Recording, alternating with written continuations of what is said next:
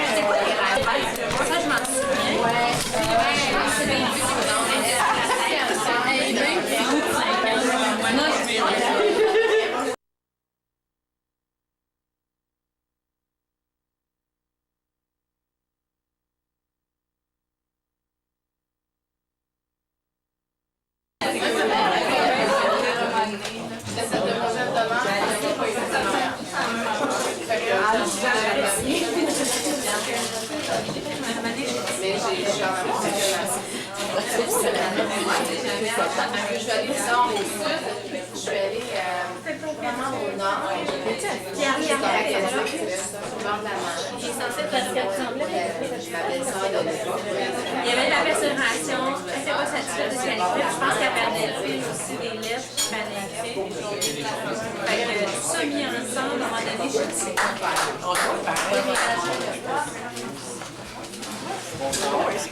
Bonsoir tout le monde. On est vraiment content de vous voir ce soir. On avait visité 30 personnes et on est tous de temps. On est vraiment contents. On a dû refuser les gens parce que c'était complet. Vous voyez qu'on aurait pas pu rentrer plus de monde. C'est fun pour nous de voir qu'il y a beaucoup qui ont de l'intérêt au niveau de notre profession, au niveau de l'identité professionnelle.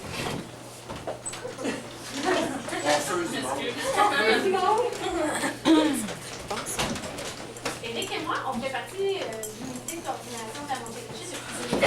On est un sous-comité du comité. On est responsable d'organiser, là dans le fond, c'est un débat parce que nous, on est responsable d'organiser des soirées conférences sur différents sujets. C'est la première qu'on fait. L'année prochaine, on prévoit d'en faire à peu près 3 sur des thèmes différents. Et il y a aussi un projet mentorat qui va commencer en septembre. Si vous venez à l'Assemblée générale, vous allez en entendre parler. On va en parler plus ce soir-là. On a choisi de parler d'identité professionnelle parce qu'on trouvait que c'est un thème qui nous touche tous, qui est aussi complexe, puis on fait que ça a mentionné ces soirées conférences. Je vais vous présenter les membres du comité. On a... Vous voulez que votre Catherine Nadeau, notre présidente. Émilie Lazur, la trésorière. Et doyenne. Natacha. On est, dans le comité, on est des membres élus, puis il y en a d'autres qui ne sont pas élus. Nous, on n'est pas élus. On travaille fort. On a 2 nouvelles qui se sont ajoutées à nous. On a Isabelle Fortin. Je suis capable de me Bélanger vient de se joindre à nous. Ils vont faire partie du comité l'année prochaine.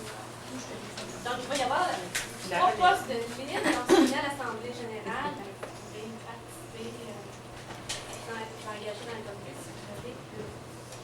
Le comité, dans le fond, l'unité de coordination a différents objectifs. Nous, donc, le développement professionnel, le soutien entre les intervenants, il vise aussi à nous outiller pour réfléchir sur différents problèmes sociaux, nous garder à jour là-dedans. Notre soirée ce soir, dans le fond, ça découle de ces objectifs-là, qui est le support aux intervenants, le développement professionnel. Je vais, avant qu'Éric vous présente Pierre et Linda, je vais vous dire un petit mot sur Pierre et Linda parce que je l'avais vu les présenter, donc je peux tout faire. Je suis vraiment fière que Pierre et Linda soient ici ce soir parce que c'est 2 personnes de grande qualité. C'est des intervenants qui nous amènent à nous dépasser et à lire les problèmes d'une façon beaucoup plus constructive. Ça allège notre travail. Ça nous donne une façon de lire les problèmes qui nous rend plus empathiques aux clients, plus proches du client. Et ils ont le souci du travail qui est fait. En tout cas, moi, ils m'ont aidé beaucoup à aimer mon travail et à faire ce que je fais. J'espère que ce soir, vous allez pouvoir goûter un petit peu à ça puis partir avec un petit bout de ce cadeau-là que j'ai reçu pendant 16 ans, je suis avec eux autres. C'est mes profs. Déjà, à la prochaine. Oui. 15 ou 16. Qu'est-ce que vous voulez dire? Ça nous rajeunit pas. Oui. Puis en même temps, je souhaiterais, je renchéris aussi sur ce que tu dis, mais je souhaiterais aussi remercier Claude d'être ici aussi. On est très content que tu sois ici, Claude Leblond, pour cette soirée-là. Alors, merci d'être là. On voulait le souligner. Merci de votre invitation. On te fait toujours. Il vient pas toujours. Quand je t'ai invité, Oui. Non, mais c'est parce que ce qu'Éric veut dire, c'est qu'il ne faut pas oublier Claude. Oui, voilà. Mais écoutez, le déroulement de la soirée, avant encore une fois de présenter Pierre et Linda, le déroulement de la soirée vise plus. Pierre et Linda vont faire une présentation qui va durer peut-être 20 minutes, une demi-heure environ, pour un peu introduire le sujet de la soirée, puis donner un peu des couleurs. Puis par la suite, ce qu'on souhaite faire, c'est plus échanger. Puis c'est pas nécessairement une conférence, là, on souhaite vraiment échanger sur l'identité professionnelle. On sait que c'est un thème qui nous rejoint, comme France disait. Donc, on va vous inviter par la suite à poser des questions aussi à Pierre et Linda, aussi toutes les questions qui vous viennent à l'esprit par rapport à l'identité professionnelle. Quand Pierre et Linda vont terminer un peu leur présentation, ils vont avoir un dessert. On va peut-être prendre 5 minutes pour se dégourdir, juste aller chercher le dessert, revenir, parce que là, maintenant, il fallait débuter. Alors, c'est tout comme ça qu'on va passer. Ça vous va? Oui.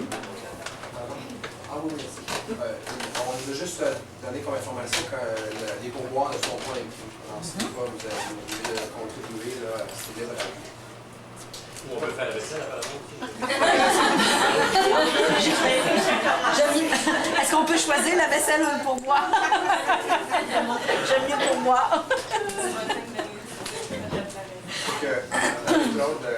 Claude, on a dit que le pourboire c'était à la discrétion. Pierre a dit qu'on peut faire la vaisselle. Alors, je vous présente premièrement Linda Roy. Donc, Linda est travailleuse sociale et thérapeute conjugaux et familiaux. Elle a pratiqué dans divers contextes en pédopsychiatrie. Elle a été aussi superviseure en centre d'accueil pour personnes présentant une déficience intellectuelle.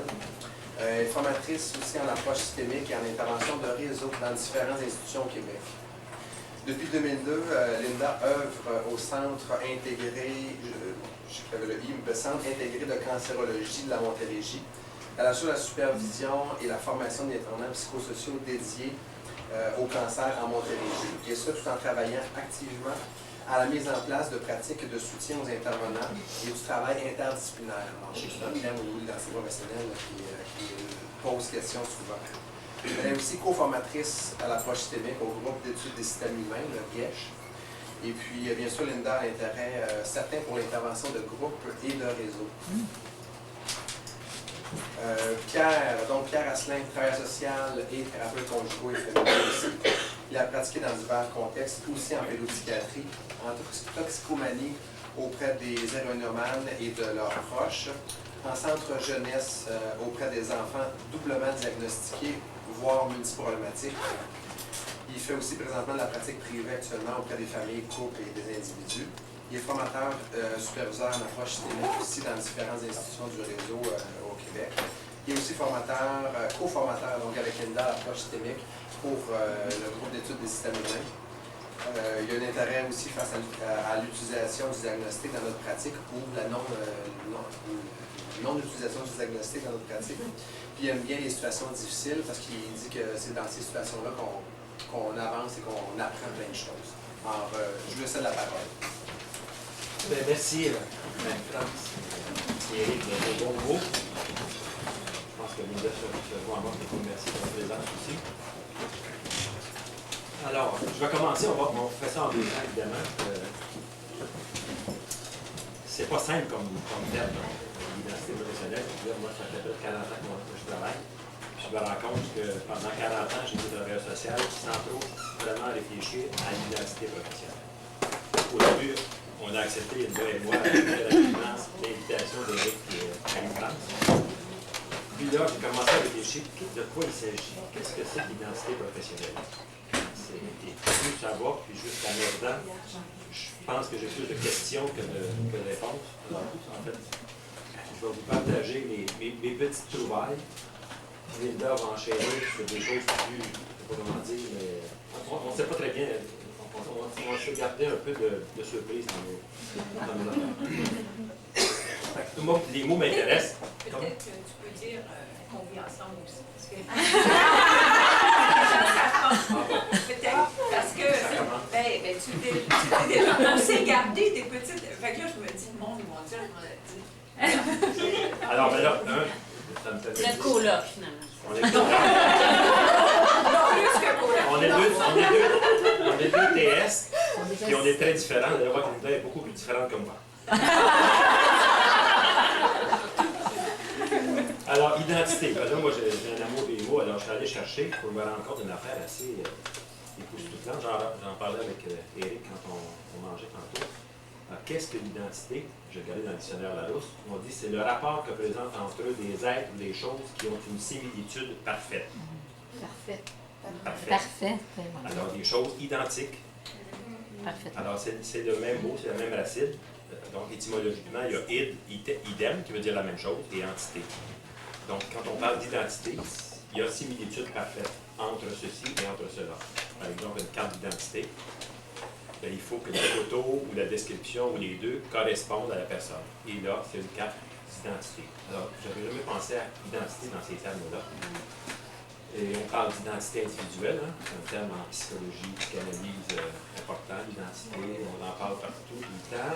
Ça fait partie du langage commun, ce qui m'a fait penser en fait que c'est un terme qui est assez, je dirais pas flou, mais qui est multifacette, qui est utilisé dans différents contextes, qui est autant psychologiquement, socialement que légalement, quand on parle de carte d'identité, de démontrer son identité, de prouver son identité dans les aspects légaux, les juridiques, etc. Et quand on parle d'identité professionnelle, de quoi on parle?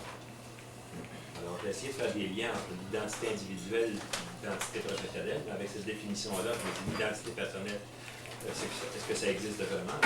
Quand on parle de choses qui se ressemblent au point d'être similaires et parfaitement similaires, ça fait un peu étrange. Donc, quand on parle d'identité professionnelle, ce que j'ai compris, c'est qu'on est plusieurs personnes à partager un certain nombre de valeurs, en fait. Un certain nombre de valeurs, puis une vision du monde en général. Et on se regroupe autour de ceci. Donc, ça peut être un corps de métier, ça peut être une profession, ça peut être plein de choses. Hein. Autour de l'identité, on se regroupe. En même temps, ça ne veut pas dire qu'on est similaire au total. On est similaire sur un point ou deux points ou trois points qu'on met en commun, et là-dessus, on est similaire profondément, parfaitement. Ce qui me fait penser aussi, en fait, que probablement qu'on porte plusieurs identités. Il y a quelqu'un qu'on a invité à 2 reprises, Serge Tisseron, qui est un psychanalyste français, qui lui avance l'idée que maintenant, on doit parler de plusieurs identités. Que la personne intégrée, comme on parlait au 19e siècle, au début du 20e siècle, la personne intégrée, bien identifiée, c'est un peu passé de mode parce qu'on a de multiples identités, selon les contextes où on est. Et je pense que les travailleurs sociaux, on est aussi on a aussi de multiples identités, dont celle des travailleurs sociaux. Donc, on est un peu engagé à partager certaines choses et à promouvoir certaines idées, à promouvoir une vision du monde, comme je vous le disais. Daniel Stern aussi. Qu'est-ce qu'il dit, Daniel Stern? Daniel Stern dit que l'identité se construit dans le contexte, et effectivement dans la relation, des porteurs, des influences qui créent le contexte dans notre propre identité. Pourtant, c'est un psychanalyste. Hein? Il y a eu un développement de la pensée au niveau de la psychanalyse à cause de cette notion de l'individu et du contexte. Ça, c'est le fondement du travail social. Je vais revenir sur ça. Ouais. Alors, tu me fais penser. Il y a l'idée séculaire, en fait. Hein? On dit que c'est une définition de soi qui nous convient. On se définit comme travailleur social, mais là, on ne vit pas comme ça. On n'est pas des purs esprits sans lien avec le contexte dans lequel on est, mais qui doit être validé par les autres. Les TS, en fait, on forme un groupe, on s'entend sur qui on est. Mais encore faut-il qu'on soit reconnu dans ce qu'on est, parce que sinon, sais pas comment c'est possible. En fait, on est dans un processus circulaire qui est en mouvance aussi, où on est en définition mutuelle dans un contexte où, là, si on regarde de près, on est plusieurs à s'intéresser à peu près à la même chose. C'est-à-dire, bon, disons grossièrement, aider les gens à avoir une vision particulière des gens. On n'est pas les seuls en profession d'aide.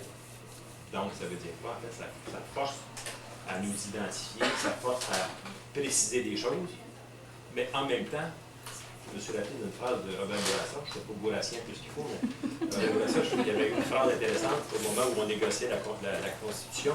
Il disait « Plus on définit, plus on limite ». Donc, ça veut dire, en fait, je ne sais pas si vous avez déjà vu cette petite bande dessinée-là de Schutz, au moment où Charlie Brown reçoit un cadeau à Noël. Et il ouvre la boîte dans la première case. Deuxième case, il s'avère que c'est un mécano. Il commence à construire son mécano. La troisième case, son mécano est presque construit. Dans la quatrième, il est pris dans son mécano. Il peut construire le mécano autour de lui. Et je trouve la phrase de ça, c'est un peu ça. Plus on définit, plus aussi on se limite dans ce qu'on est, dans ce qu'on va faire aussi. Ça peut aller jusque-là. Est-ce qu'on se définit par rapport à ce qu'on fait ou par rapport à ce qu'on est?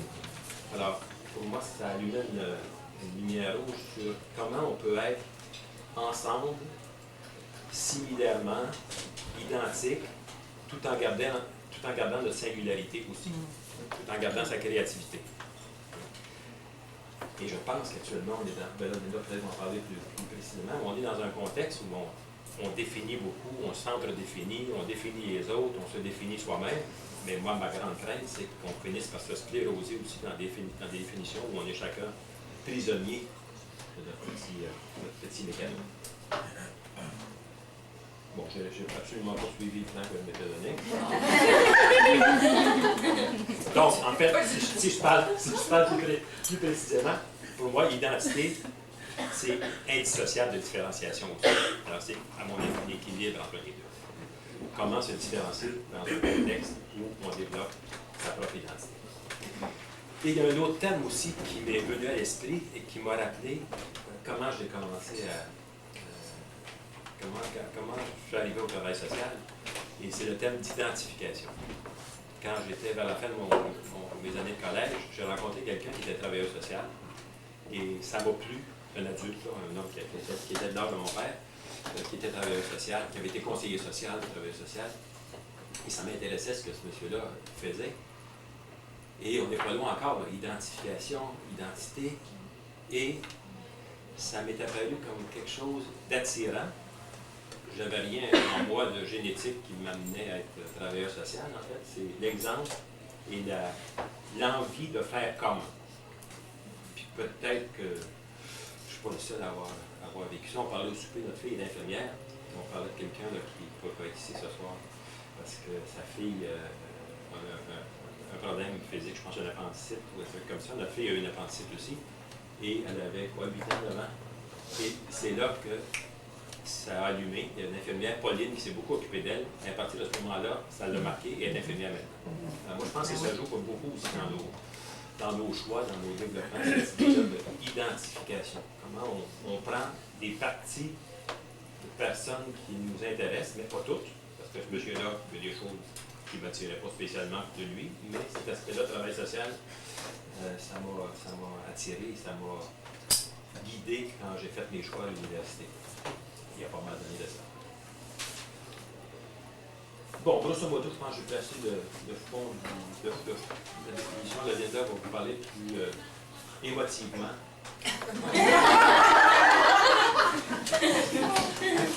Parce que ça, je l'ai déjà entendu. Je vais vous en parler, moi, je l'ai déjà entendu.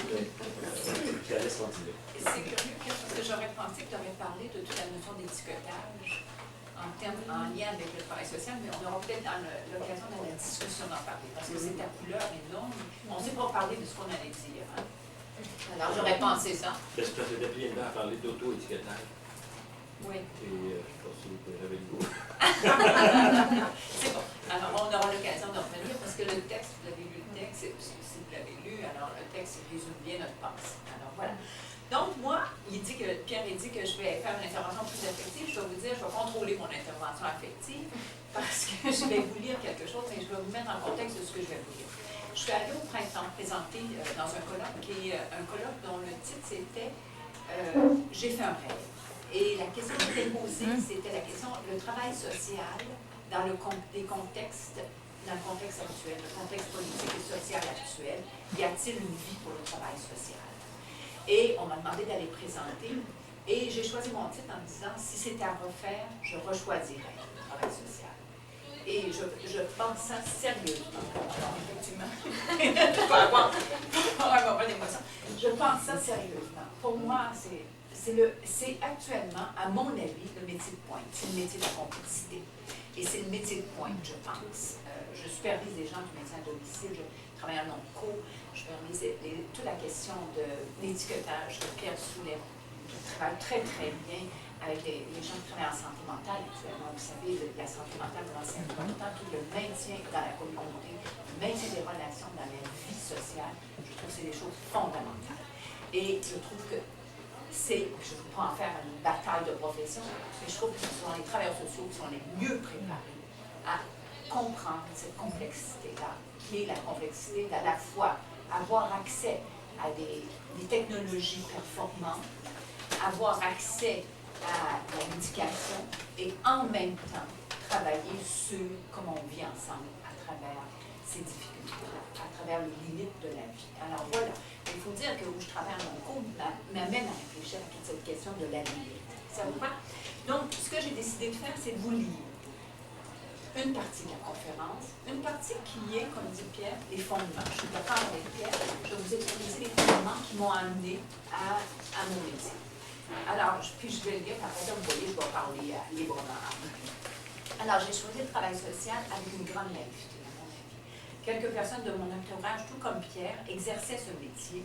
Et d'ailleurs, c'est rien à personne, et m'ont d'ailleurs permis de savoir que cela existait. Parce que chez moi, je vais vous dire, j'ai choisi entre le travail social et coiffeur. J'ai fait devenir coiffeuse. Chez moi, la règle, c'était qu'on se débrouille dans la vie, et c'est tout. Et il n'y avait aucun jugement sur choisir. Je serais allée, c'est important qu'on se débrouille, là, je serais allée comme coiffeuse, mes parents auraient été contents, caissière, peu importe. Mais il y avait des combien des gens autour de moi qui avaient le métier de travail social. Tu aurais été confidente. De toute façon, d'ailleurs, je suis à penser ça. Tu as tout à fait raison, Pierre. Mais à un niveau plus personnel, vous savez, j'ai été chez Guide et je désirais aider les enfants pauvres. C'était ça ma motivation. Voici donc comment se formulait ce que Robert Duverger appellerait, je pense, le mythe fondateur de mon choix.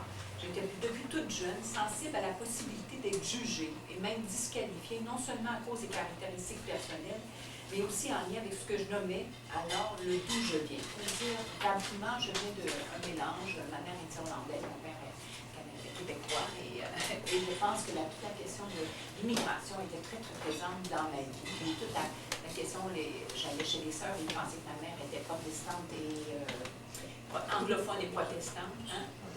Anglophone et protestante, elle était anglophone, et alors que j'allais dans un collège catholique, déjà, je sentais ces pointes d'évaluation sociale. Ça vous va, ça?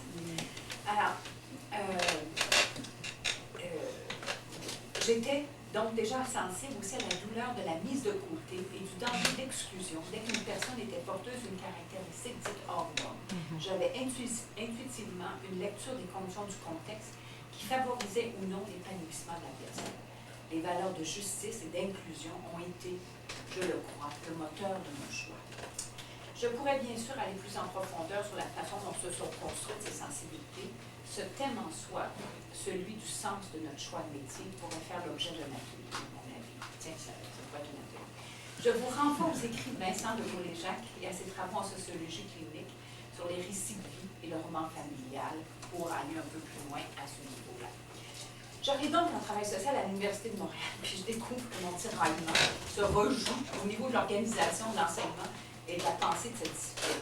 Alors, on a de l'âge, discipline construite à l'intersection de nombreuses disciplines, à l'anthropologie sociale, criminologie, psychophilo. À cette époque, on avait à choisir entre l'intervention collective, qui orientait les étudiants à intervenir sur les structures sociales ou l'intervention clinique, Intervention, vous autres aussi? Oui. Intervention individuelle et ou familiale. Donc, c'est pas juste les vieux. Déchirée. Là, j'étais vraiment, je vous le dis, déchirée devant ce choix. Sans mots. Je me sentais tiraillée entre deux camps. C'est vraiment, ça jouait là. Qui, par ailleurs, qui ne se gênaient pas pour se disqualifier mutuellement. L'intervention clinique. Là, il faut se rappeler le contexte actuel. On était en 70, un contexte assez semblable à ce qui se passe maintenant autour des gars. Et l'intervention clinique a longtemps été considérée comme dépassée, inutile, désespérante, bourgeoise, alors que l'intervention collective était perçue comme un modèle qui pourrait combler tous les membres, comme si ceux qui pensaient le collectif étaient au-dessus des enjeux et non pas eux-mêmes constructeurs de ces enjeux-là. Mais j'étais tiraillée, je vous le dis. Alors déjà à cette époque, je pensais qu'il était impossible de séparer la compréhension des comportements humains des contextes dans lesquels ils apparaissaient, et je tentais de refuser le jeu de disqualification entre cliniciens et organisateurs communautaires, en croyant que chacun portait une vision de la réalité. Hein? On vous a dit que je travaille beaucoup avec la question de l'interdisciplinarité, je continue à avoir cette vision-là. Je croyais et crois encore que nous sommes à la fois des êtres singuliers, porteurs de caractéristiques individuelles, à la fois des êtres sociaux, évoluant dans des contextes qui influencent la manière dont nous pensons, nous agissons, nous ressentons. J'ai fini par choisir l'intervention clinique et là, je me retrouve en stage et au travail en pédopsychiatrie. Quel choc! Je plonge dans un monde d'une grande richesse, celui de la compréhension psychodynamique de l'individu, et j'apprends bien sûr les bases de l'intervention thérapeutique. Je suis extrêmement reconnaissante à la fois à ce stage et après, au début du travail à l'hôpital Rivière-des-Prairies. Tous les deux, on a commencé là. Mais je suis aussi rapidement confrontée à mes questions concernant une définition intrapsychique des difficultés de l'individu et ma croyance à l'individu comme être à la fois social et singulier. Dans mon rôle de travailleuse sociale, je me devais, et je pense c'est encore le cas, de soutenir les parents des enfants rencontrés, et ce, tout en étant entourée de collègues qui croyaient fréquemment que les parents étaient coupables des difficultés des enfants. Ça existe encore. Vous pouvez sans doute imaginer, vous le vivez probablement comme, si vous travaillez dans ces contextes, la pression qui s'exerçait sur les épaules des travailleurs sociaux. Soigner les parents, c'est ce qu'on nous disait. Je me refusais d'entrer dans ce monde de la recherche du coupable et pris le parti de me différencier, comme Pierre a dit, mes collègues, et de tenter de m'approcher des parents. C'est par ailleurs grâce à cette occasion de rencontrer et de soutenir les parents que je me suis formée à la thérapie familiale et à l'approche thérapeutique. Ainsi s'est ouvert la capacité d'envisager de travailler de vie aux confins de ces tensions inévitables et de penser en termes de métier de la relation qui permet d'élaborer une clinique de la co-construction, de la participation, de la collaboration basée sur les capacités des gens et la solidarité pour construire sa vie. C'est ce que Marie-France nommait au début, là, je pense. Alors, je pense qu'on a quelque chose de très, très proche fondamentalement sur ça, Pierre, sur les capacités. Puis là, je dirais que c'est une ligne ténue, la notion de, on aura l'occasion d'en discuter peut-être, des capacités, c'est pas des capacités naïves. C'est comment être ensemble dans la construction à partir des difficultés de la vie et de nos singularités, d'un monde qu'on ne sait pas, on ne sait pas ce qu'on va créer.